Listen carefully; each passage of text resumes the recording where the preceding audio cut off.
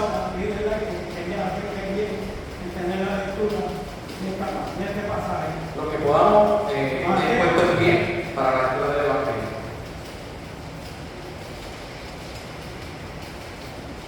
Gloria al Señor. Gracias, Padre. Leemos en el nombre del Padre, del Hijo y del Espíritu Santo. Amén.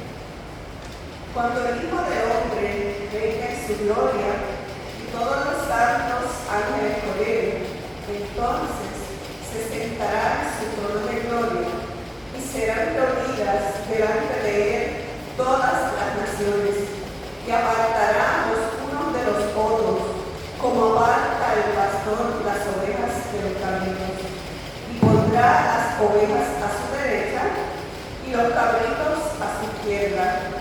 Entonces el rey dirá a los de su derecha: venid, benditos de mi Padre, heredad el reino preparado para vosotros desde la fundación del mundo.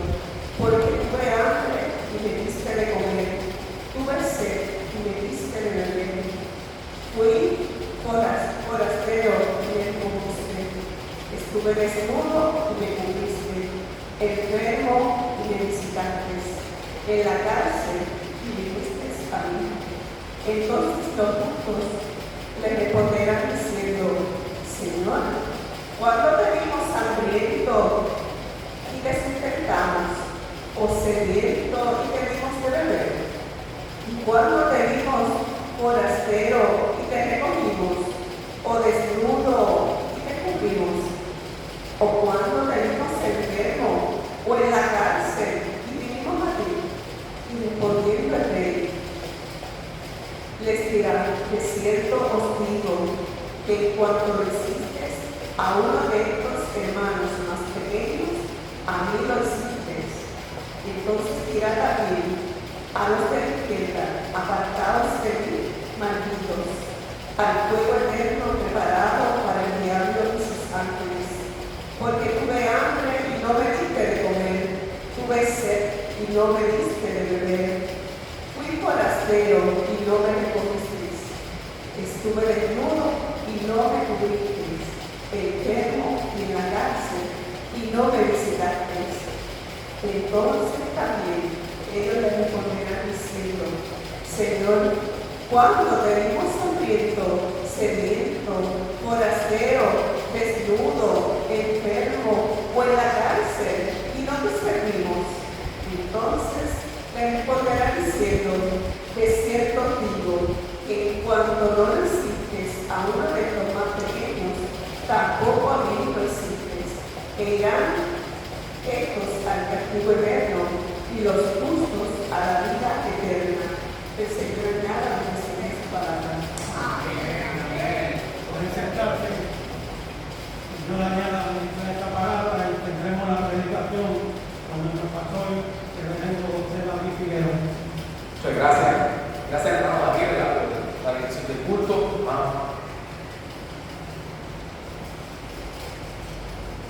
En el silencio se perciben los múltiples sonidos de un mundo que irradia belleza y bondad. La caída de las gotas de lluvia, el susurro de la brisa al pasar, el sonido de los pájaros cuando amanece y el tic-tac del corazón cuando una mirada suplica compasión y piedad. En el silencio se percibe un mundo sagrado, más allá del pensamiento, más allá. Los capítulos 24 y 25, que se describen por el comentarista William Hendrickson en su libro de comentario del Antiguo Testamento como el sexto gran discurso, constituyen el discurso escatológico, que no quiere decir nada más y nada menos que el fin de los tiempos, la conquista. Ese es el discurso de Jesús en estos capítulos, que concluye con 3 parábolas de juicio: el siervo fiel e infiel. Lo vimos en el capítulo 24 del 45 al 51. Las vírgenes prudentes y las insensatas, que predicaron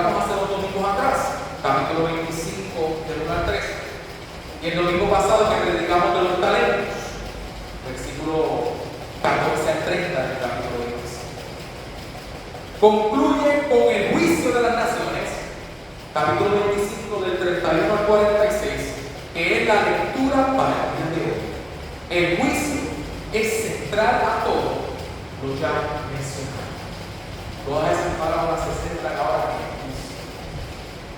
Este pasaje será llamado comúnmente la parábola de las ovejas de los caminos. Pero aunque es fácil asumir ese planteamiento ya que tiene características parabólicas, la mayoría de los teólogos y comentaristas concuerdan que no es una parábola, sino una visión escatológica, un fin de los tiempos, que describe un evento futuro muy real. La lectura de hoy nos lleva a reflexionar sobre esa venida del Hijo del Dios viviente y cómo se diferencia a su primera venida. Por un lado, su primera venida fue donde Jesús humildemente nació en un pesebre, se crió y vivió como ser humano. Ya el próximo domingo comenzaremos esa época de Adviento, donde recordaremos el nacimiento humilde de Jesús en el pesebre. Jesús se vació a sí mismo en esa primera venida, llegando a este mundo como siervo. Ahora nos dice que veremos al Hijo del Hombre que viene en su gloria. Tanto el título, Hijo del Hombre, como la visión vienen de Daniel, capítulo 7, del 13 al 14. El Hijo del Hombre es la manera favorita de Jesús para referirse a sí mismo. En el verso 32 vemos que nos dice que se reunirá todas las naciones y toda la gente y juzgará por naciones a todas las naciones. Mientras leía el pasaje, varias veces yo me preguntaba, ¿quiénes son las naciones? Naciones como las que conocemos hoy en día. ¿Acaso están marcadas geográficamente por líneas, como lo vemos en el mapa? ¿O acaso están marcadas por la religión que practican? ¿O por la etnicidad? ¿A quién se refiere Jesús con toda la gente? Y en el griego utiliza la palabra etné, de ese verso 32. Y en el Nuevo Testamento, etné se usa más frecuentemente para hablar de los gentiles, que serán juzgados en base a las acciones de misericordia, como dice en este pasaje, que dice a mis hermanos más pequeños. Esto respondería a la pregunta de ¿qué hay de aquellos que nunca escucharon sobre Jesús? También se ajusta con los comentarios que Pablo hace sobre los gentiles en Romanos capítulo 2 del 12 al 15. Sin embargo, la palabra etné también tiene otro significado. Se usa para referirse a la gente en general, sin distinción. Y Pablo la usa para referirse inclusive a los cristianos gentiles. Citando a Luis William Henry sobre la página 658 en su comentario, dice: y si entonces es claro que el juicio descrito tiene que ver con todos, con toda la raza humana. Es tan universal aquí como en el Apocalipsis 20 del 11 al 15. Nadie queda excluido, ni los pecadores ni los justos. Todas las naciones, indica a todos los pueblos indiscriminadamente. No, por ejemplo, a las naciones en contraste con los judíos, como si la esencia del gran juicio fuera descubrir cómo trató a los judíos esta o aquella nación. A veces pensamos, ¿verdad? Seguimos diciendo de Israel y los judíos como el pueblo escogido. Los que están reunidos delante del trono son personas, son individuos, sin ninguna consideración de nacionalidad. Por eso cuando dice todas las naciones, está hablando de todo ser humano. Yo me pregunto, ¿quiénes entonces son las naciones de hoy, siglo XXI? ¿Quiénes son los marginados y quiénes son el pueblo escogido? ¿Acaso las naciones son solamente ciertos pueblos o lo que me diga un mapa? ¿O acaso son todas y todas las personas? Sean cristianos, o no, sean extranjeros, sean que a lo mejor tienen una orientación sexual diferente, o a lo mejor practican una religión totalmente diferente. ¿Acaso voy a excluirlo de las naciones del juicio? Los incluyo. Pero en esas mismas naciones me pregunto quiénes son los marginados y quiénes son el pueblo escogido. Marginados puede ser todo aquel o aquella que sufre, aquel y aquella que grita, pero aquel y aquella que también calla, también aquel y aquella que está en silencio. Como hablábamos esta mañana de los espacios de violencia, en esa charla que fuimos, hay gente en silencio que está marginada porque no pueden ni siquiera hablar, o aquellos y aquellas que no se consideran que no les ponen valor. ¿Y quiénes son el pueblo escogido? ¿Acaso es solamente Judea? ¿Acaso es Israel, como a veces hemos escuchado en otras iglesias que se ha hablado? ¿O es todo el que sigue la voluntad de Dios? Oigan bien, todo el que sigue la voluntad de Dios. Vamos a hablar más de eso próximamente. Nos dice la palabra que ante ese juicio de las naciones va a separar entre las ovejas y los cabritos. Y esto me llevó a preguntarme cuáles son las diferentes cualidades de las ovejas y de los cabritos. Porque yo quería saber por qué no se separan estos animales. Encontré una definición por internet bien chévere que dice pastores frente a exploradores. Una de las principales diferencias entre ambas es la forma en que se alimentan. Las ovejas son herbívoras y caminan lentamente comiendo plantas cortas cerca del suelo. Las cabras son ramoneadoras, buscan hojas, ramitas, lianas, arbustos, y su agilidad y habilidad para trepar les permite alcanzar posiciones encantadoras en busca de su forma. Las ovejas, algunas de sus cualidades son sociales. Las ovejas son animales gregarios que tienden a agruparse, a reclutar. Sumisas. Las ovejas suelen ser más dóciles y siguen a un líder dentro del rebaño. Las ovejas son de pastoreo, prefieren los pastos cortos y son conocidos por su capacidad de pastar de manera eficiente. Y tienen lana. Algunas razas de ovejas producen lana que es esencial en la industria textil. O sea, producen algo importante.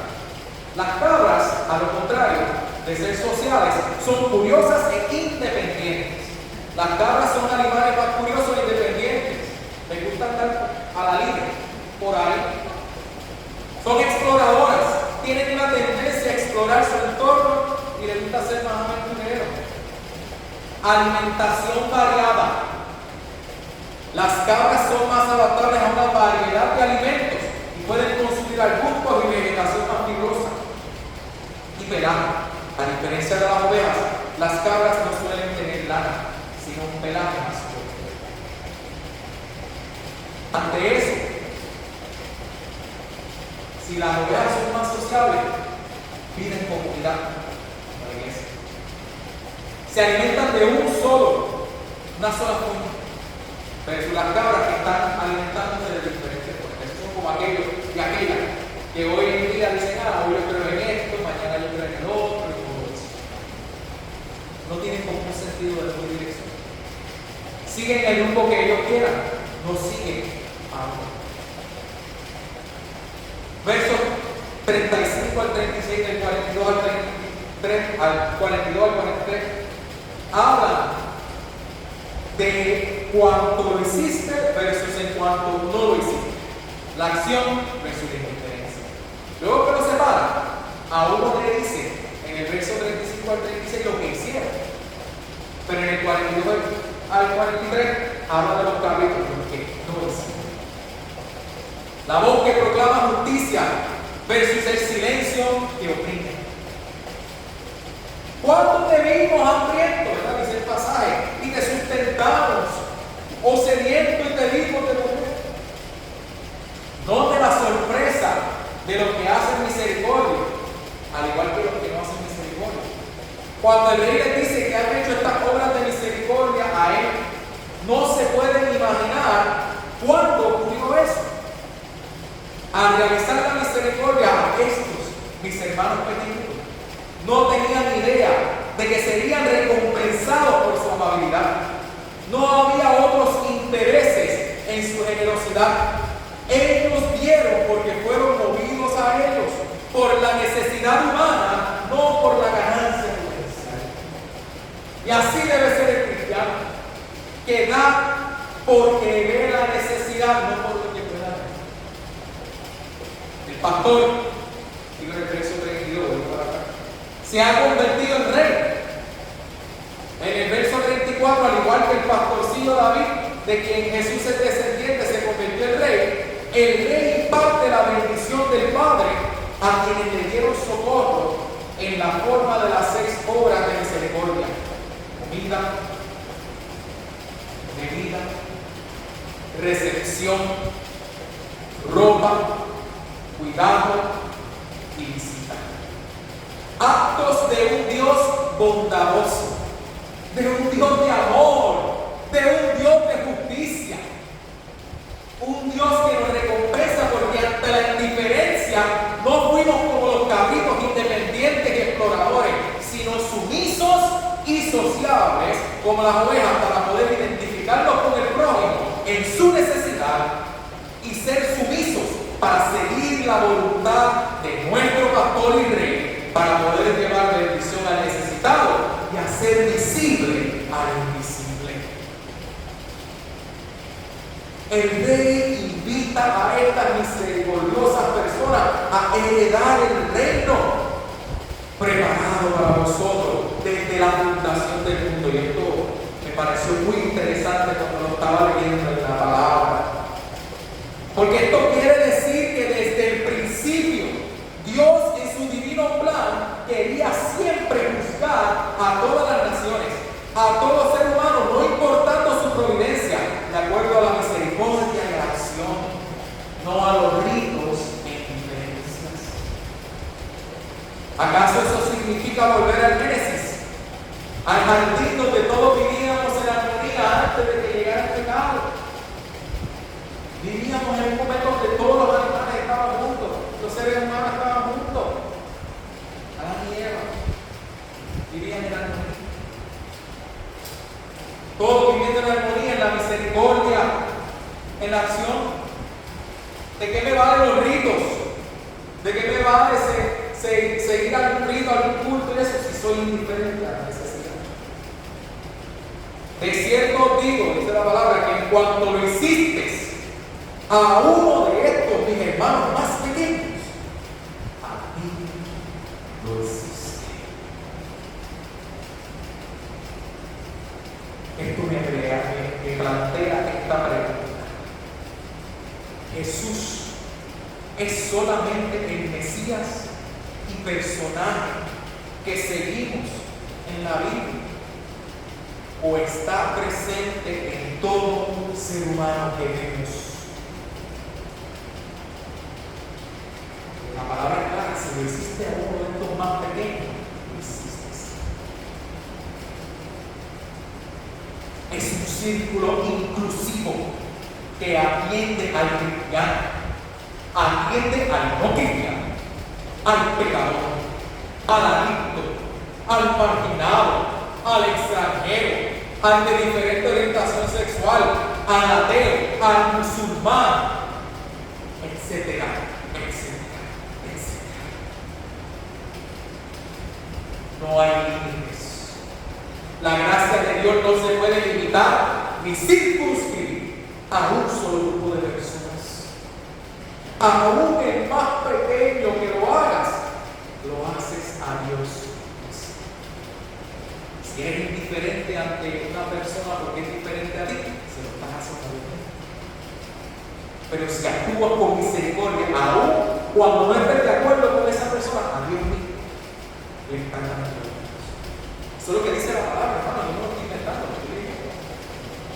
No basta con solo creer entonces, sino que hay que actuar sobre esa fe, y esa fe que sea sin prejuicio, Si somos el pueblo escogido, nos debemos preguntar, ¿escogidos para qué?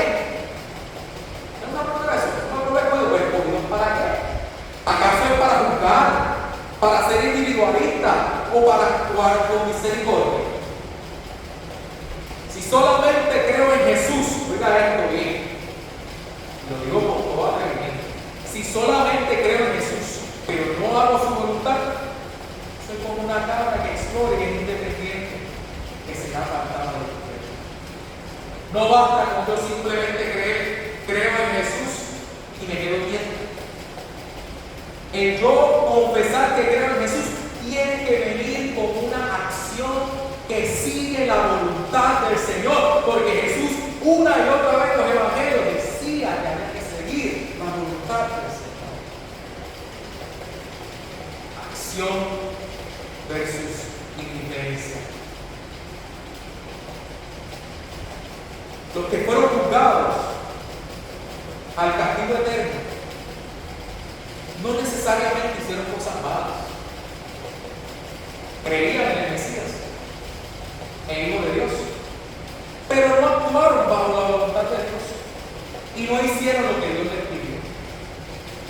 Abandonaron al necesitado, le dieron la espalda al invisible, deshumanizaron al marginado, al desnudo, al hambriento, al aprisionado.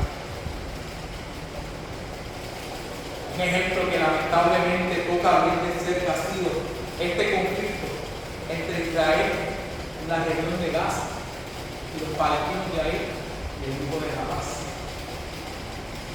Y yo me pregunto, ante la respuesta de Israel por el ataque terrorista de octubre 7, ¿acaso se está cuidando la vida humana? De un ataque horrible, ¿verdad? Que creo que fueron 1.200 en la isla. Ya van por más de 10.000 palestinos que han sufrido violencia. Israel está defendiendo su pueblo, pero también está defendiendo la vida del palestino inocente. ¿A qué fue llamado entonces ese pueblo escogido? ¿Dónde resolvemos los comentarios del primer ministro Benjamin Netanyahu, que llamaba al palestino como si fueran ratas? ¿Dónde está la iglesia de Dios para vestir al desnudo, al hambriento, al sediento?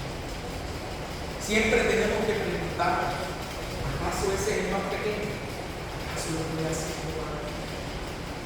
Quiero concluir con una cita, un extracto, nada más, de un poema de Eduardo Galeano, de un poema que se llama Los Nadie. Y una de las partes que me llamó la atención dice que no son, aunque sean, que no hablan idiomas, sino dialectos, que no profesan religiones, sino supersticiones, que no hacen arte, sino artesanía, que no practican cultura, sino folclore, que no son seres humanos, sino recursos humanos, que no tienen cara, sino brazos, que no tienen nombre, sino número, que no figuran en la historia universal, sino en la crónica roja de la presencia local.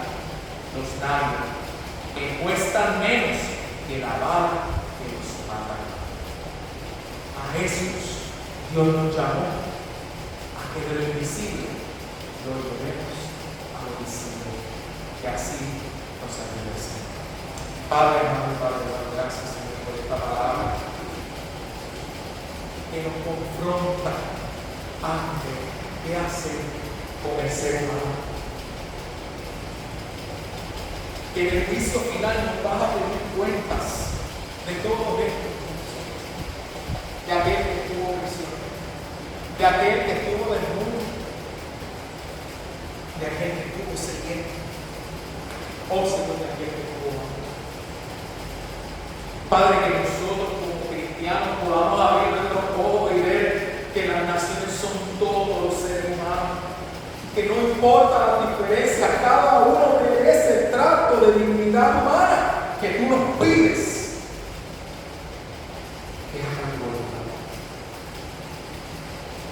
que no solamente creamos en tu nombre, sino que practiquemos tu nombre y tu voluntad con aquella que necesita, para que podamos ir a la vida eterna, no al castigo eterno. Que seamos conscientes de aquel que está en el silencio, que como leí al principio suplica compasión y piedad, y de aquel que le dice nada, aquel que quizás no está sin brazos, aquel que cuesta menos que una mala que lo paga, aquellos de aquellas a quienes tú fuiste, Señor, y te pedimos que nosotros en respuesta a creer en ti vayamos a ellos, Señor, que podamos ser sensibles a esta causa, Señor, que como iglesia nos levantemos con voz alta para que le demos voz a aquel que está en silencio, para que le demos vida a aquel que está viviendo en muerte. Gracias, Señor, por esta palabra que nos concientiza y nos responsabiliza a hacer tu voluntad. En el nombre poderoso de Jesús. Amén. Gloria al Señor. Wow. Algo